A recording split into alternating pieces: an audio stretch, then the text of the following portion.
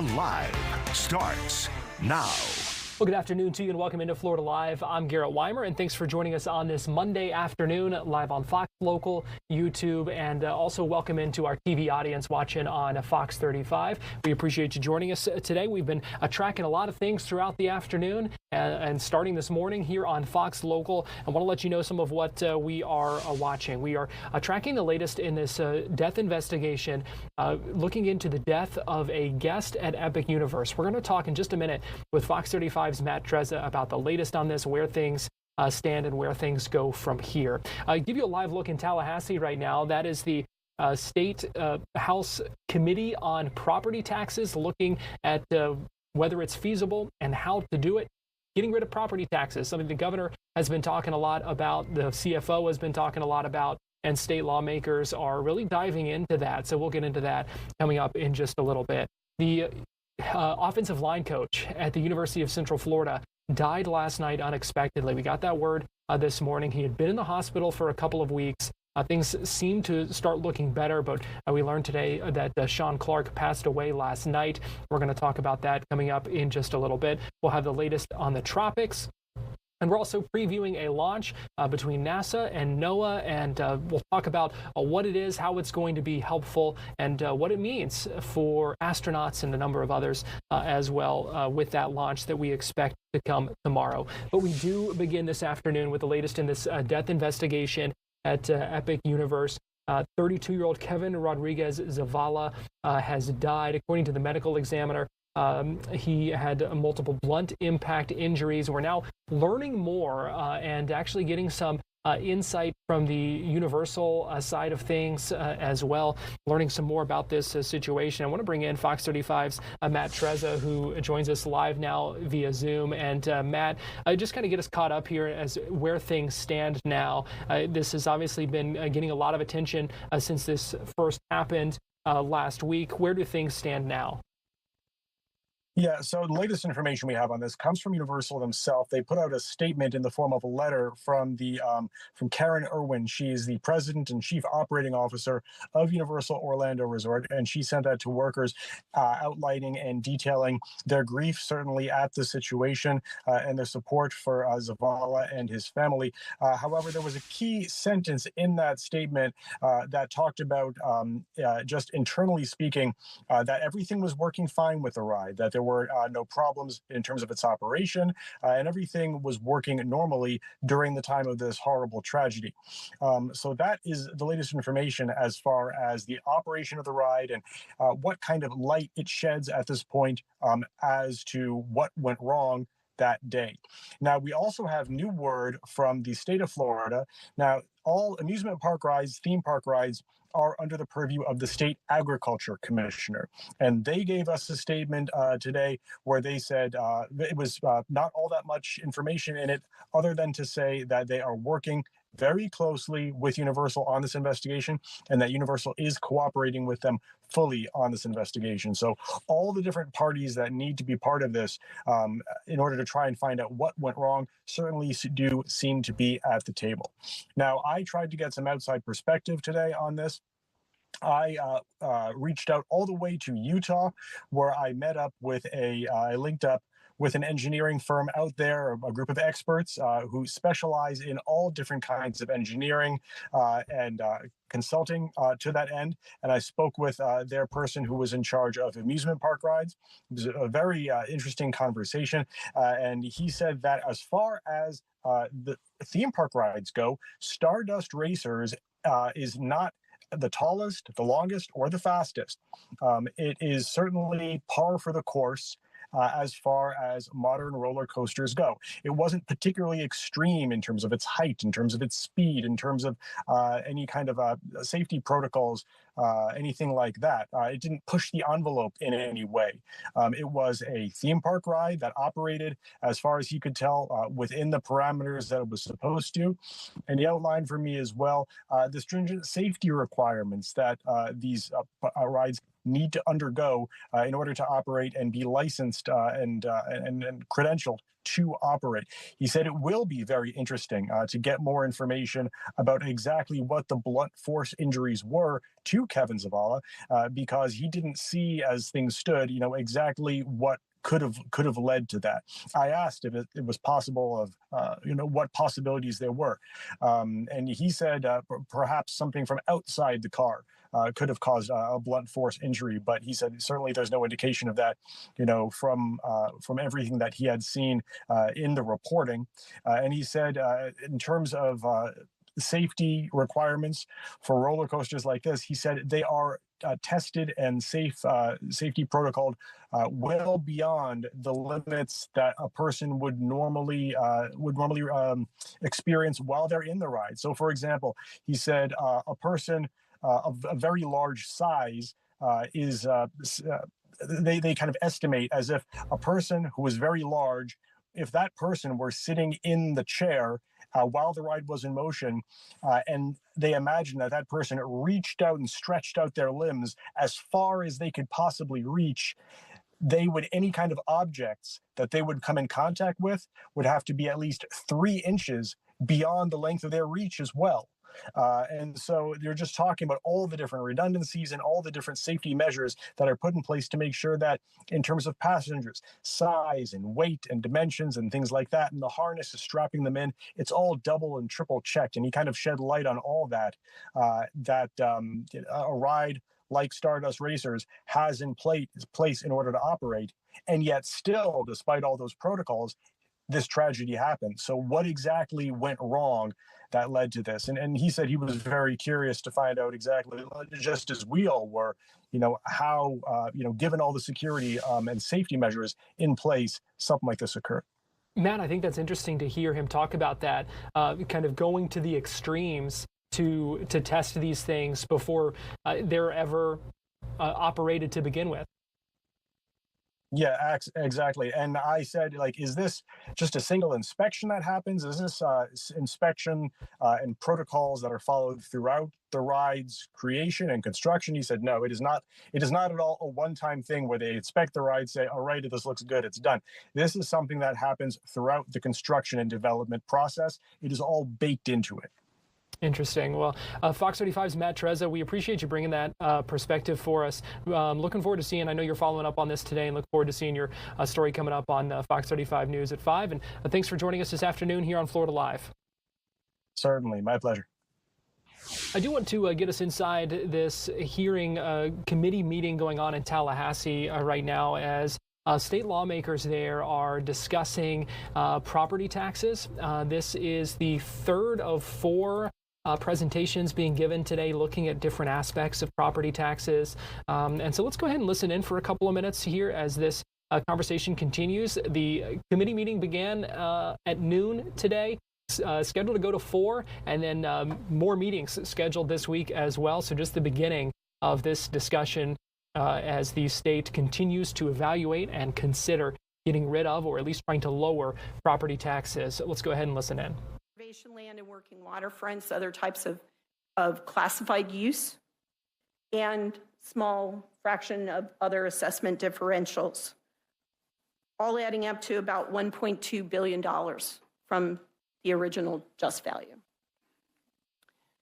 Moving from there to assessed value is the application of exemptions.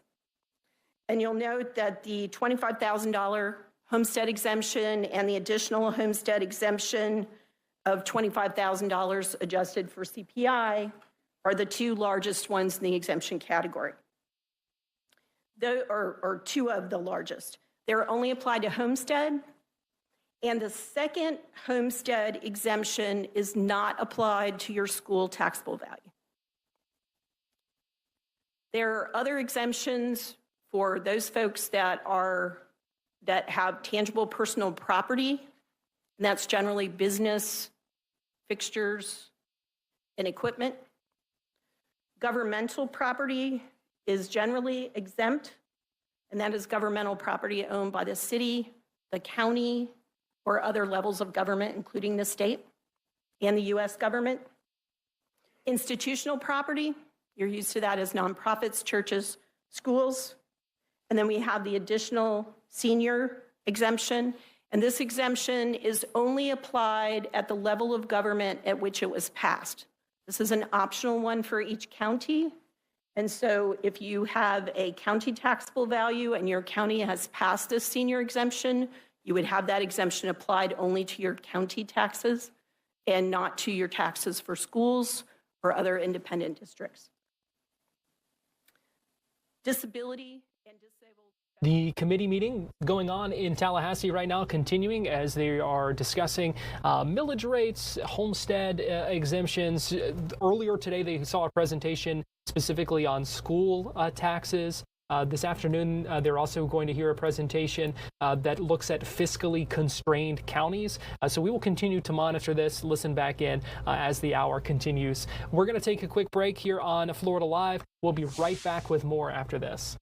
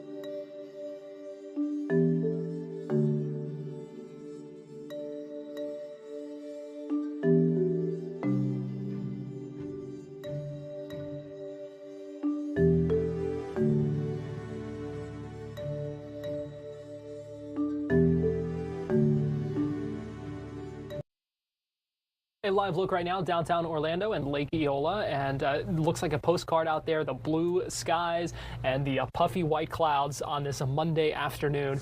Good afternoon, and welcome into Florida Live. I'm Garrett Wymer. We appreciate you joining us however you're watching us, whether it's on Fox Local, on your TV, or on your smartphone. If you're watching us on YouTube or if you're watching us on Fox 35, we appreciate you joining us. It's that time of day where we check in with our friends at Fox 13 Tampa Bay, see what's going on in the Bay Area. It is our Tampa Connection, and I'm going to bring in Fox 13 digital content producer Nancy Gay, who is joining us live now. And Nancy, good afternoon. Good afternoon, Garrett. We're going to start today in Gulfport, where a man who's accused in a deadly hit-and-run crash has been arrested. So this crash actually happened on Friday night. Investigators say 38-year-old Kirsten Strang was riding her e-bike in the south curb lane of 49th Street around 10 p.m. when she was struck by a car that was driven by 22-year-old Xavier Rigby. Now, police say Rigby hit the back tire, which caused Kirsten to fly off and onto the windshield of his car. Police say he then drove with Strang on his windshield for about 8 blocks before she fell from his vehicle. Police say that Rigby left the scene without calling 911 or waiting for first responders. St. Petersburg police, they found him a few miles away from the crash site, and responding officers said that they could smell alcohol in his breath, and they said he had bloodshot eyes, was slurring his words, and he was staggering while he walked. They also added that Rigby refused to perform any field sobriety tests. He has been charged with leaving the scene of a crash involving death, vehicular homicide, as well as DUI manslaughter. Now, Kirsten, she was found dead at the scene. Rigby, he did make his first appearance in court this morning. Garrett? Gosh, you hear about cases like this, they're all awful, don't get me wrong. But to hear that he was, that investigators believe that woman was on his windshield for 8 blocks. Yes, yeah, it's a very disturbing thought to think he drove that far with this woman who he had just hit on her e-bike on his windshield for 8 blocks, and he never stopped. He never called 911, and she eventually fell off of his car, and he kept driving, and he still didn't call 911. So it's a very, it's just a heartbreaking story all around. Also, another disturbing case out of Palmetto that you're tracking today. Yes, that's right. Palmetto police, they say a woman was shot and killed by her boyfriend last night, and the shooting happened in front of her friends. Now, police say that this woman actually called her friends sometime a little after 11 o'clock last night, and she asked them to pick her up because she said her boyfriend was armed and acting aggressive. And police say when those friends showed up, they met with the victim in the driveway, and they say that her boyfriend, 25-year-old Silas Roblero Morales, immediately confronted them and began firing several shots. Police say one of those shots hit his girlfriend in the head. She did die at the scene. Police say Roblero Morales took off after the shooting. He was later located inside the Manatee County Fairgrounds by a sheriff's office K-9 team, as well as their helicopter. Now, he was arrested and charged with 1 count of second-degree murder and 2 counts of attempted second-degree murder. Garrett? Oh, gosh, can only imagine what that was like for her friends and loved ones to experience that. Heartbreaking. Yeah, it must have been absolutely heartbreaking because she had called her friends for help.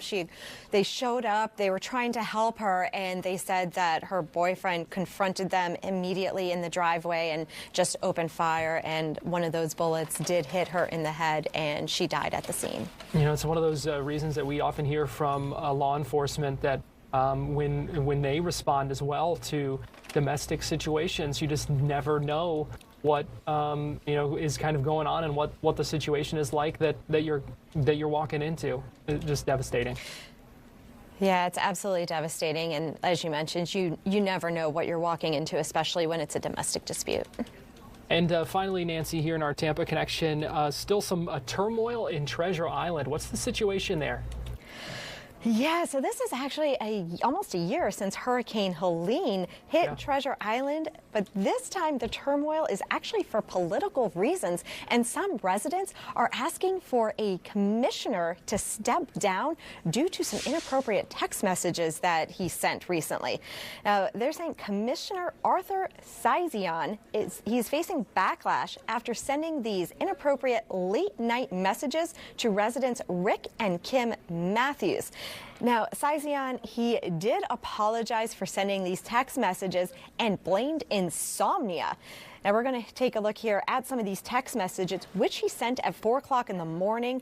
One of these text messages said, "What is Kim wearing other than rent? Did you kill Charlie? When can I clean your feet?" And kisses to Kim first, and then to you second.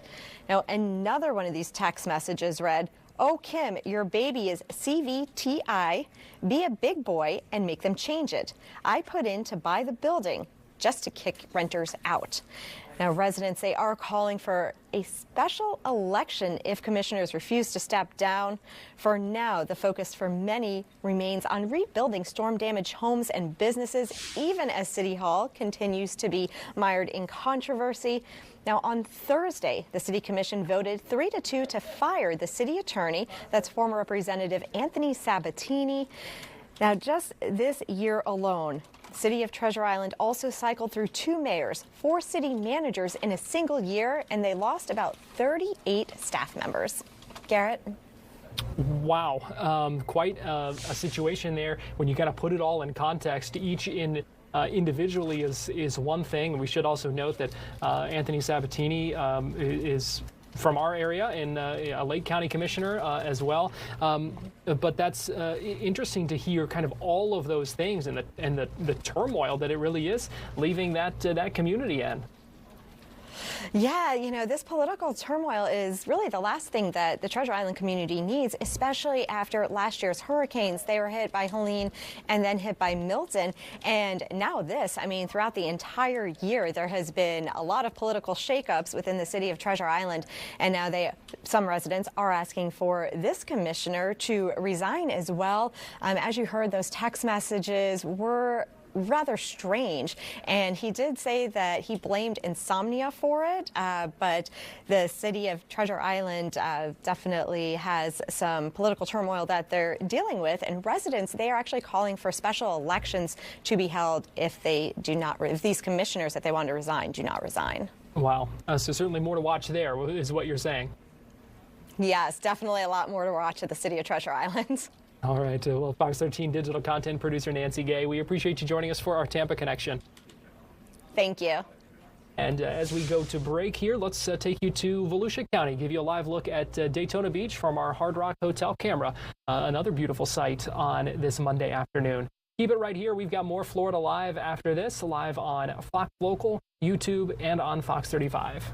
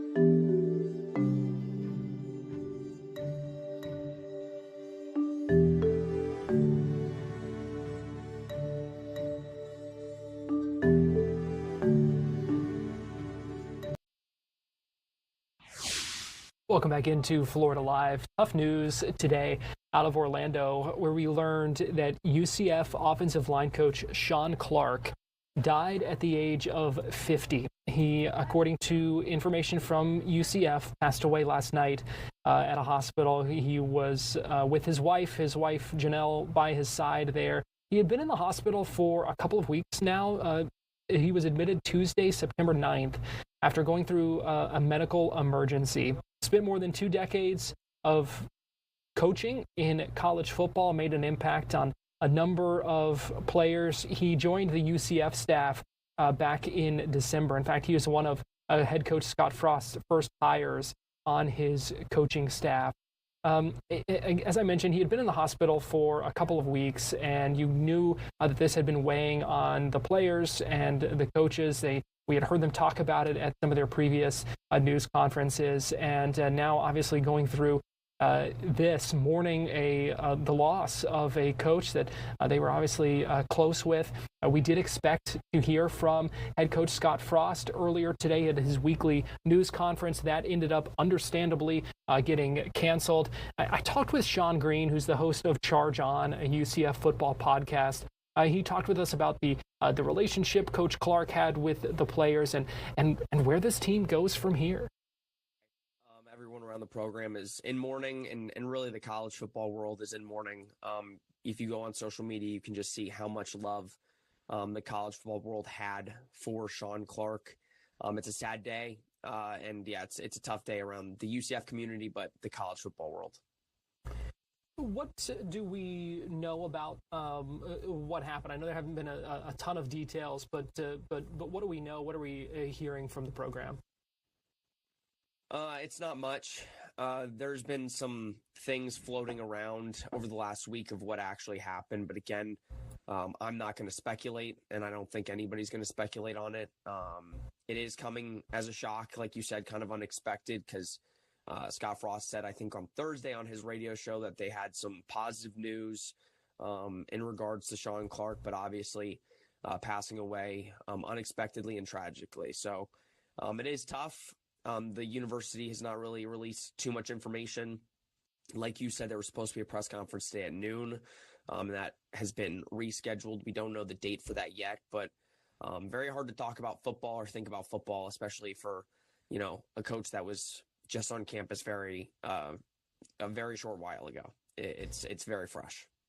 We know this is something that obviously had been on the minds of the coaching staff. They had talked about it at I think every news conference since this first happened, when he was first admitted to the hospital back on the 9th. You have to imagine this is something that has been weighing on them, even with, as you said, the positive signs that they thought were there ahead of this step. Yeah, for sure. And I think Scott Frost mentioned it. I think there was a little weight lifted off their shoulders when they got some positive news earlier this week. I think that kind of maybe helped the team just go out there and play for him with the expectation that everything was going to be okay. I think that becomes a little bit more difficult now, knowing that he has passed and how many lives he touched in that locker room in just a short period of time. And I think that is going to be tough. But if I know that I've talked to a couple players, I know they're hurting, but I think the impact that he made on their lives will definitely maybe help them moving forward to really go fight for him for the rest of this season. But it's hard to have that outlook right now with it being so fresh. Yeah, talk about what he was like and what impact he did have on these players in this locker room. Yeah, I met Sean Clark one time. I was at one of the media days, and you could just tell his personality and how he cared for players and his intellect. But you could just tell he was a good human being. And everything we heard, he was the head coach at App State. He played at App State, and they're in mourning really hard too. That was, they viewed him as, an App State legend for, being a head coach and playing for them. And I know they're hurting, but you see, if you just go on Twitter today, you can understand, obviously, UCF offensive linemen and the UCF team as a whole is hurting, and the impact they made on just the impact he made on UCF in a short time. But it's really, you could tell how good of a human being he was just on the impact he made on so many people in the profession. Like I said, if you just go on social media today and look up Coach Clark, so many people are sending their condolences, their wishes, and talking about just how good of a human being. So I think the mark he left is one that any of us could wish for, is that you're known as a good human being and a guy that you'll look up to for a very long time, for the rest of your life. And that's kind of what's been pushed out on social media today. You talked about being in contact with some of the players. What what is the reaction, and how are they handling and dealing with what has to be difficult news for them? Yeah, it's not much contact, which makes sense. Just sending thoughts to them, and they reacted to messages, but it's tough. I don't think anybody can understand kind of the situation these players have to be in. The fact that they have to play a football game in 6 days is insane. But it is something that, I'm sure later in the week when we talk to Scott Frost, it'll be something we discuss and how the players mentally are doing. But I think for the entire team, it's hard, and it's going to be hard. But especially for those in the offensive line room that have spent the last almost year with Coach Clark, that is going to be a hard mental hurdle to get over, that your position coach that you've spent hours upon hours with over the last year is now gone. So that's going to be a challenge that UCF's going to have to face. Well, like you said, it's hard to kind of think and talk about the football aspect of it when you have something like this happen that really puts everything into perspective. But like you said as well, for these players, for this team, they are less than a week away from that next game. So what happens now? How do they move forward and deal with all of these things that that you deal with as humans, and then still balance out whatever happens on the football field? Yeah, and I think that's what's made Scott Frost not unique, because I think a lot of college football coaches talk about life and all that, but Scott Frost has made it a point that football is secondary. I think it's a big contrast, like playing North Carolina last week. You have a program over there that it's football, and it's not really talked about life or anything like that. Not that they don't, but Scott Frost made it a point and emphasis to say that family, your faith, every football is great and football is important, but it's not more important than your life and kind of how you live that. So I think it is interesting. I really don't know how Scott Frost and the staff are going to manage it. Like you said, yes, there is a game on Saturday, and UCF is going to that game 3-0. It's the first road game. And yeah, like if I had to just assume and guess, I don't know how you practice this week. I think it's going to be tough on the players to really get their mindset going. But with that being said, I think obviously this is kind of what you sign up for, and it's tough. And I think the players are going to want to play for him. And this season's probably going to be dedicated to him and his memory. So I think that will be able to get the players' mindsets kind of shifted into football and really focus on it. But Scott Frost has preached for his entire time here and in his coaching profession that football is secondary. And this kind of just opens your eyes to that. Yeah, certainly a reminder of that conversation with Sean Green, a host of Charge On, a UCF football podcast. We do have a couple of statements that have come in today. This one from UCF head coach Scott Frost, saying Sean was so much more than a coach. He was a remarkable man, a husband and father who cared deeply about his players and staff. The reaction of our players and coaches to the news this morning is a testament to Sean's character and the impact he had on every life that he touched. He was loved. Our thoughts and prayers are with his wife, Janelle, and children, Gianna and Braxton.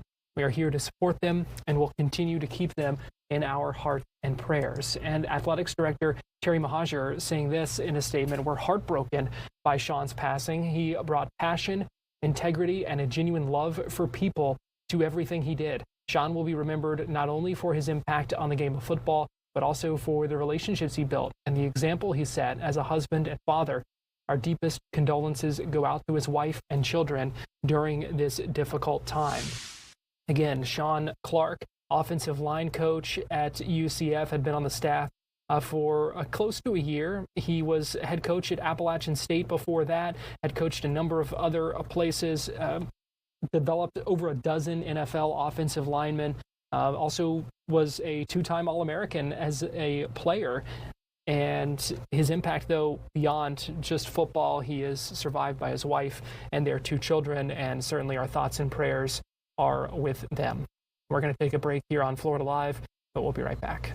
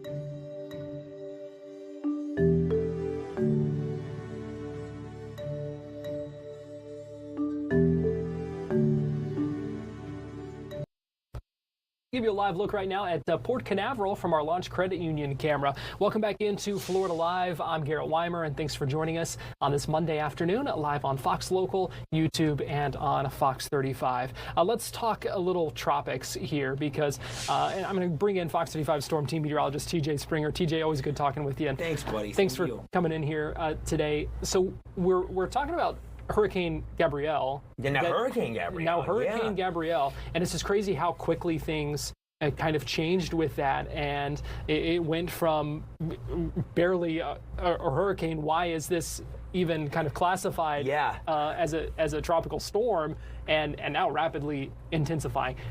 But just to set things up, that's not the only thing we're watching in the tropics as well. No. Gabrielle, it was crazy yesterday, and we were expecting it to become a hurricane yesterday afternoon. I remember getting the little push alert on my phone. I'm like, well, Gabrielle, officially our next hurricane of the season, our second hurricane of the year. But I had a feeling that as soon as it got into that warmth in the Atlantic, Garrett, it was going to really intensify. And, originally, yesterday morning, the update was around a Category 2 by Tuesday, and obviously it's surpassed that by a kind of a landslide. It's gone from that to a major Category 3 hurricane just today. I think the main culprit was just the warmth in the... Is that what it was? I think that's really what it was. Water that we talk about time and time again. Yeah. And as how it's fuel and the concern of things kind of hitting that and taking off. And this is an example of that? Yeah, it really is. And I think it may even become a Category 4 before it's all said and done. But thankfully, the best news we can say is that it's not going to impact any sort of landmass, at least, U.S. or Bermuda. It'll skim Bermuda, but I do think that the Azores will probably have to monitor this as it starts to move closer and closer to Europe. But right now you can see where Gabrielle is. There's the other waves south and east of Gabrielle, and we're going to continue to watch those as well, as Garrett was just hitting on. But Gabrielle, for sure, a big story, just as it has become a major storm over the last 24 hours. The wind now sustained at 120 miles per hour, waiting on our next update from the National Hurricane Center. That'll be at 5 o'clock. It is now moving north at 10 miles per hour, going to start to get influenced by this dip in the jet that's coming through the eastern half of the nation, and that'll help steer this, as well as the ridge in the Atlantic, away from the U.S. mainland, away from Bermuda, and eventually making that beeline there, Garrett, up toward it looked pretty close to Spain. Europe as a whole will definitely want to watch this. But if you have any plans to maybe travel to Europe, but at least for now, no land interaction, which is good. Yeah, certainly a relief, especially when you're talking about it getting so strong so quickly. Yes, that's what we hate to see. I feel like I'm having flashbacks from last year, from Helene and from Milton, just how fast they were able to organize and strengthen. And well, speaking of Helene, we were at the 1 year anniversary. Pretty much. I saw today, the memories on Facebook popped up, and it's I remember it was the Outlook, and I'm like, oh gosh, I saw it today, and my heart just kind of, you just, well, especially when you go through it, it's bad enough when you look from afar, but just, we all went through it, and so many people obviously, at least with Helene, got off with much worse than what we saw here in Central Florida, so it was just kind of sad to see. It made me sad this morning when I saw that. Yeah, so. the impacts, in North Carolina, especially, they really got the brunt. Yeah, they really of that did. storm, and still dealing with it. Yeah, a year later. For months to come, still just picking up the pieces. Yeah.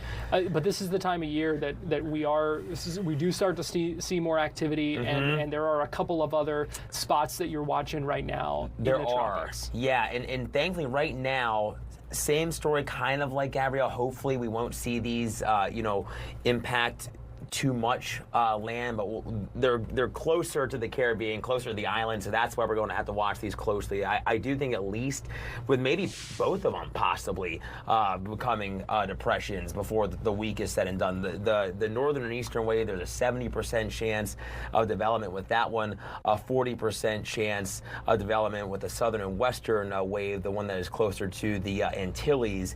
So if you have plans to travel to the Caribbean, you'll want to monitor both of these.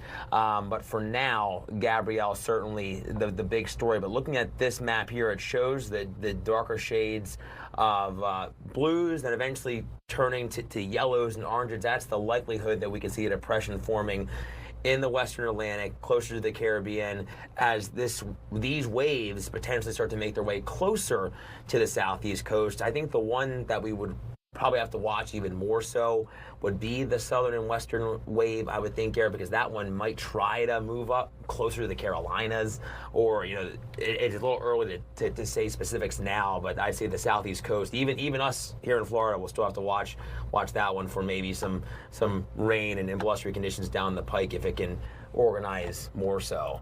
So we're seeing a lot of activity out there in the Atlantic. Mm-hmm. What about the Gulf and the conditions there? Because I know, especially this time of year, that's the area that a lot of times we have to watch closely for impacts that can pop up fairly quickly and make impacts for us here. For sure. I'd say the saving grace that we've had so far, at least in the Gulf, has been this dip in the jet stream. It's kind of kept things closed up shop, if you will, in the Gulf. And we've had that. We've had, I would say not really cool downs, but persistent waves of moisture that have moved through even, at home for us here in Central Florida. But because of the atmospheric setup, it's kind of prevented things from really forming in the Gulf. So until I say that we can maybe get a big old ridge of high pressure around us and around maybe the southeast, it seems like things, for now at least, will remain on the quieter side, which we can only hope holds for the long haul. Yeah, that dip that you're talking about, will that stick around? So, it's looking like it tries to flatten out some, and even in that case, if you get what we call that like more zonal flow, where there's really not a big ridge, with dry conditions and warmth, or really no solid dip in the jet with storminess and a low and a cold front or something like that. But it's certainly possible. I was looking at some of the long range data just a bit ago before I popped in with you, and some of the long range data tries to show the potential, at least for maybe a wave or a low in the Gulf, in the Western Gulf as we progress through the next few weeks. At this point, it's so far out, right. But it's a sign that this time of the year, if a boundary or something happens, or a wave maybe moves out of the Pacific or something, comes across Mexico and then moves into the Gulf. There's so many things and factors that could just cause a little low, and then all of a sudden, because of the warmth, it's organizing into something stronger. Yeah. So certainly, what's the message here? Just be aware of these conditions and stay tuned. Yeah, I'd say that's the best advice. With these other waves out there, I would say, at least right now, kind of similar to Gabrielle, it looks like it could kind of take a similar path. It could get picked up and ushered off to the north and east, but just because of that wave that's off to the south and west is a little farther away from some of that steering, it might be able to drift farther to the west, a little closer to us, the Caribbean, and maybe even portions of the southeast coast as a whole. So something that we'll continue to monitor extremely closely. The deep breath. I know. I'm just like, yeah. Well, we will take the lull as long as it stays here, and keep a close eye on those storms. I know you and the rest of the storm team will be doing that, so we appreciate you stopping by and giving us the latest here. Thanks, Garrett. Next name on the list is Umberto. So after Gabrielle, we have hopefully not him to look forward to. Yeah, hopefully not. That is right. TJ, we appreciate it. Thanks, Garrett. I do want to go back to Tallahassee right now, give you a live look inside the House Select Committee on Property Taxes. They continue to hear some presentations, ask some questions as well, as the state looks at ways to potentially eliminate property taxes. Let's go ahead and listen back in. Can you elaborate on some of the factors that might be contributing to those differences, the variations? You're recognized. Thank you, Mr. Chair. That would really depend on what the county required in their budget, what they were requiring to fund. And again, that would not be information we would have. It would be more about the construction of the county budget that was then applied to the taxable value to determine that millage rate. And Ms. Kelly, correct me if I'm wrong, but to answer a little bit more in there, if you are looking at a high dollar county, you're going to typically have a lower millage rate. If you're looking at a low dollar county per se, you're typically looking at a higher millage rate. So looking millage rate to millage rate doesn't always give you the answer that you're looking for. Thank you. Would I be correct there, ma'am? That's correct. Yes. got one right. All right. Representative Steele for a question. Thank you, Chair. Are there any tangible items that increase in value after you purchase them? No, sir. Generally, tangible personal property is treated with a depreciation schedule and then only addressed if the property is taken out of service and it's been replaced with new property. Follow up? Yes, thank you. So with the house, diminishing in value because you have to replace the roof, redo the kitchens, redo the bathrooms, why would we increase the value of a house? Actually, depreciation is taken into account in the just value assessment. The model for the value includes looking at the actual age and effective age of a home as part of the overall assessment. So it's not that a percentage increase is being applied across the board to every home, regardless of its age. There is actually a complete model that's used in mass appraisal, and it includes addressing depreciation as part of that schedule. Final? Yeah, thank you. Certainly. Thank you, Chair. So why would, going backwards a little bit, why would we exclude the portion attributed to schools, exclude the reduction in all of the benefits of Save Our Home and the other items that we have from that market value? Because you're not saved the 3% over time. They give you whatever the value is of your home today times that millage rate for that school or whatever, right? I think we're getting more into a policy, but if you want to... No, actually, there is a statutory, I think maybe to clear this up. Save Our Home's cap for homestead property is applied over both county and school taxable value.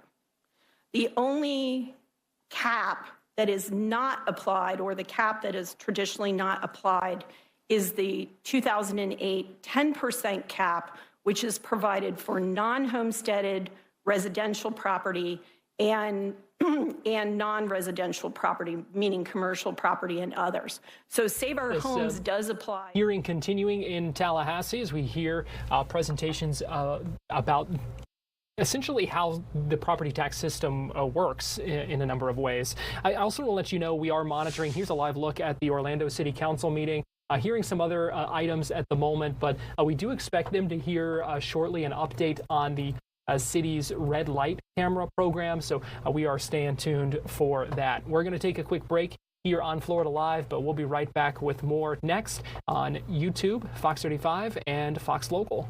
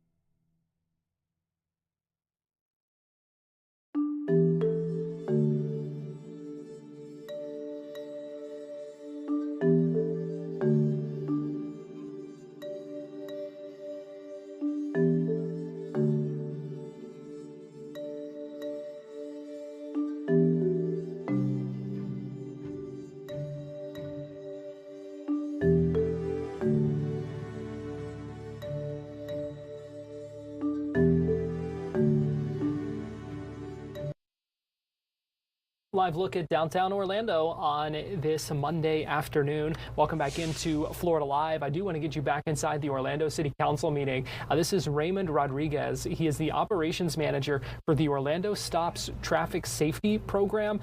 Just began giving his update on the red light camera program in the city of Orlando.